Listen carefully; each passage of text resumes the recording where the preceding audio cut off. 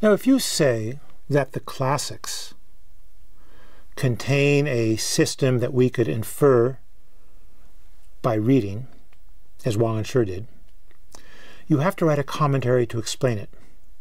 And the fact of the matter is that lots of people in the 11th century were writing commentaries. So that means that since their views were different from one another, that if they wrote commentaries, they were in fact saying that the meaning of the classics depends upon my understanding. And if we tried to figure out what was the right way to do things, right, on the basis of history, then we would be talking about institutions and whether the institutions were good or bad and what consequences they had. And we wouldn't be talking necessarily about how people behaved as individuals in their own lives. And if we looked at culture, and if we said it's through cultural knowledge and learning and seeing the cultural tradition that we know how to act today, we're really leaving things entirely open to individual subjectivity, or so they thought. The Neo-Confucians say we have an alternative. There is a real foundation for morality. That foundation is part of the natural order of things. It's in the world. It's part of what are called Tiandi Wang Wu, heaven and earth and the 10,000 things. It's nature, what we would call nature itself. That world, right, is a world we are part of as biological beings. We are cultural beings and we are biological beings. If we can imagine that the world is an integrated order, the natural world, the universe is an integrated order, then we as biological beings can also conceive of ourselves as integrated orders, as just as much part of the natural world as the sun and the moon and the plants. But humans, uniquely, in contrast to plants and animals, have been able to translate this consciousness of an orderly world, of an orderly system, of the coherence of things, into social life. And that's what the sages did.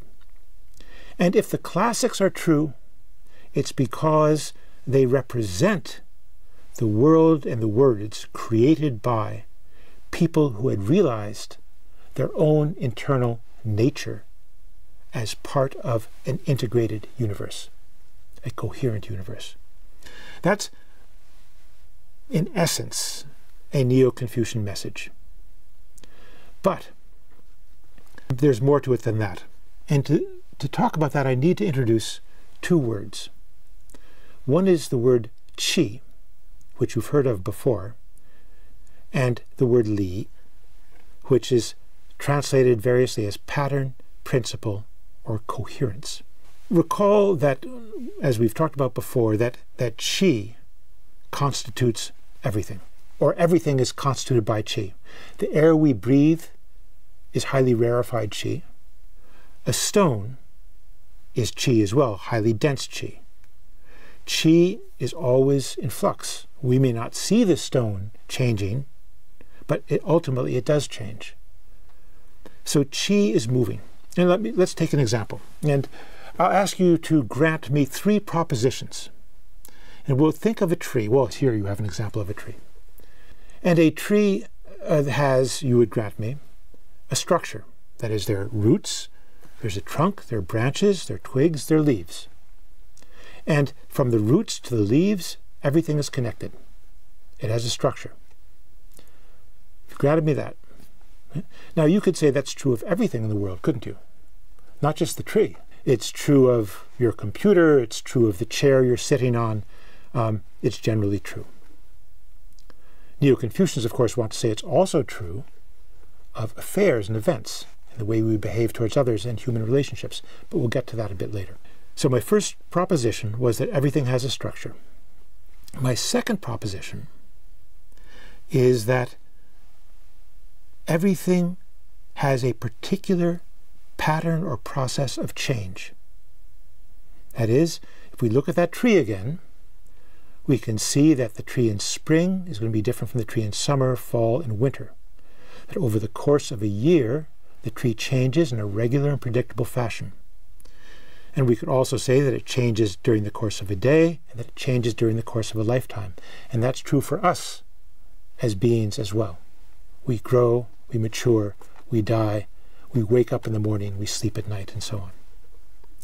So that's the second proposition I ask you to grant, that things have a process of development.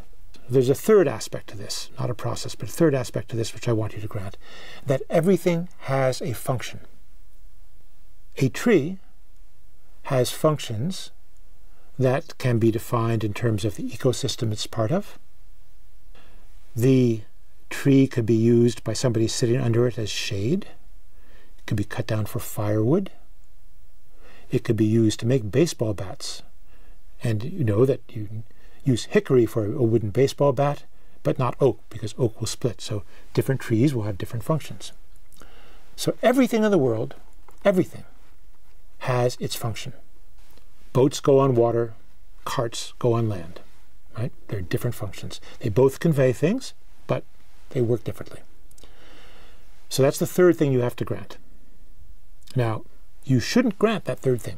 You can grant the first two, but the third one, in fact, involves us agreeing on what the function of something should be. Is the egg meant to become a chicken, or is it meant to become part of an omelet? That's something that we as individuals must decide. And how we decide is an important matter. Well, let's go back now to our three propositions: structure, process, and function. What gives anything its structure, process, and function?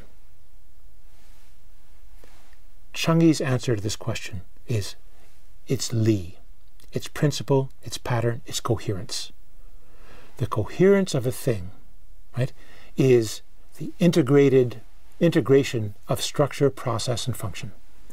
And to understand something is not just to look at it and describe it, it's to understand its li. And what is human nature? Human nature is nothing but the li, the coherence of the self, of the body, and of the mind. What is the Tao, the way?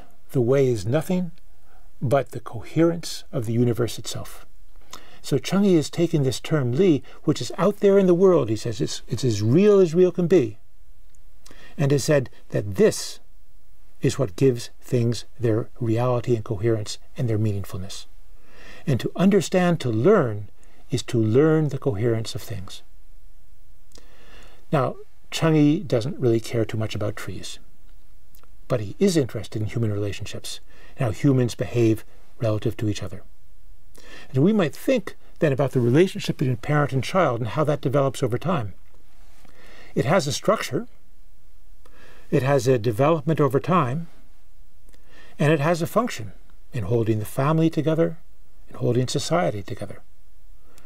And when the li of the parent-child relationship is understood, we call it filial piety, or so the Neo-Confucians would say, which is not only how parents should children should take care of their parents and respect their parents and obey their parents, but also involves the counterpart, which is how parents are going to act towards their children.